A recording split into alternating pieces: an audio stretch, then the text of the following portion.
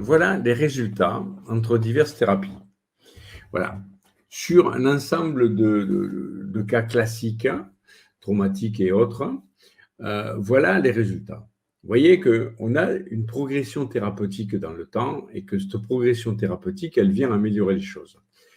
Donc, tout ce qui est du l'ordre de la psychoanalyse, c'est-à-dire des divers dérivés après le freudisme qui ont été, soit par Jung, soit on a des résultats qui sont plus rapides. Vous voyez, on a une cure en psychanalyse pure, basique, c'est annoncé un peu partout comme 7 ans. Ouais, ça fait un certain nombre de séances. C'est bien. Remarquez, la présence de l'argent est quelque chose d'important là, parce que 7 ans, vous pouvez vous acheter une voiture neuve quand vous prenez un nouveau client. C'est lui qui va la rembourser. Donc, il faut y faire attention à ça aussi. La question de l'argent, évidemment, vous voyez qu'en hypnothérapie, on arrive à 6 séances de moyenne. Et 6 séances de moyenne avec un résultat de 93% de réduction des problèmes traumatiques, c'est quand même très fort. Mais par contre, effectivement, on a une différence entre recevoir 6 fois la personne et la recevoir 600 fois. En thérapie comportementale, on est à 22 séances de moyenne. Oui, parce qu'on va traiter plus large. En réalité, on traite un ensemble de comportements là. C'est une autre approche et qui est très complémentaire à l'approche hypnotique. Mais vous voyez que les résultats, ils sont parlants. On a quand même quelque chose qui est très net au niveau des chiffres. Je vais montrer. Voilà. Après, les thérapies modernes, voilà, elles vont s'attaquer maintenant. Il y aura 3 axes dans les thérapies modernes. Une qui a commencé. Voilà. Une qui a commencé, qui va s'attaquer directement aux divers éléments constitutifs de votre cerveau. Et bien comprendre quelle partie du cerveau fait quoi, c'est super important. Et ce qu'on fait avec des mouvements oculaires, par exemple, il y a tout le développement moderne des développements oculaires qui est au tout début. Vous avez une compréhension de plus en plus fine de tout ce qui est neuro, qui nous amène, même si on ne comprend pas tout ce qu'on fait, on constate des cas cliniques et on constate ce qui se passe. Et on commence à analyser ce qui se passe.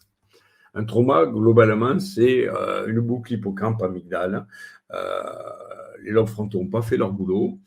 Les yeux étant une extension directe du cerveau, on peut utiliser les yeux pour venir refaire le travail. Alors, ce n'est pas forcément très confortable pour le sujet. C'est pas la méthode la plus... Pour les traumas, pour moi, ce n'est pas la méthode la plus efficiente. Elle fonctionne très bien. Pour autant, faire 6 ou 7 fois immerger le sujet dans quelque chose de douloureux, alors que j'ai une méthode qui le fait en une fois de manière pas douloureuse, je préfère l'autre méthode. Après, donc, la méthode la plus connue, c'est le MDR, c'est l'essuie-glace. Vous voyez, c'est un peu absurde. Ça vient du roulement des yeux PNL à l'origine. Shapiro a dérivé ça du roulement des yeux PNL. Et franchement, c'est bourrin. C'est facile à apprendre. Mais par contre, c'est terrible. On ne parle pas des abréactions, de tout ce qui entraîne là. On a une autre méthode qui est développée à la même époque d'ailleurs par celui qui a mené les mouvements oculaires dans la PNL, Steve Andreas, qui lui a développé une méthode qui va plus loin, qui est l'IMO, qui ne fait pas juste l'essuie-glace, mais qui prend des mouvements plus complexes. De ce fait, il n'y a pas de séquelles. Il n'y a pas de séquelles à des endroits particuliers, parce que quand vous faites le MDR, vous apercevez après qu'il y a des accroches ailleurs. Et puis les gens qu'on récupère, qui ont fait 3 séances de MDR, qui ont abandonné, qui sont en vrac, et qu'il faut remettre d'aplomb, c'est une catastrophe. Donc, les mouvements oculaires modernes vont plus loin que le balayage. Il y a l'IMO qui va plus loin, mais il y en a plein d'autres qui sont nés depuis. N'oubliez pas que là, on est dans les années 70. Il s'est quand même passé un petit peu de temps, et comme vous le voyez, les thérapies évoluent vite.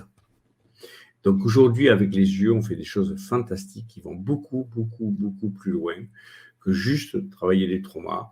Et juste ces mouvements-là, on a des mouvements très complexes qui permettent d'encoder de l'information. On peut, avec les yeux, enlever un souvenir de la tête de la personne, le remplacer par un autre. On peut faire des choses assez fantastiques. Par exemple, on s'est aperçu que chaque souvenir a un point précis oculaire. Il n'est pas 1 millimètre plus vers là, ni un demi-millimètre, il est là, à tel endroit.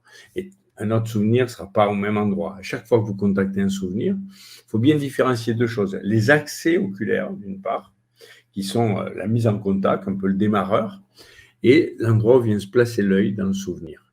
Et grâce à ça, alors je vais vous parler de thérapie extrêmement moderne, là, on peut remonter sur des chaînes traumatiques sans passer du tout par tout le circuit, aller directement sur la partie, sur le tronc cérébral. Voilà. Il y a des techniques maintenant, ce n'est pas encore enseigné en France, hein.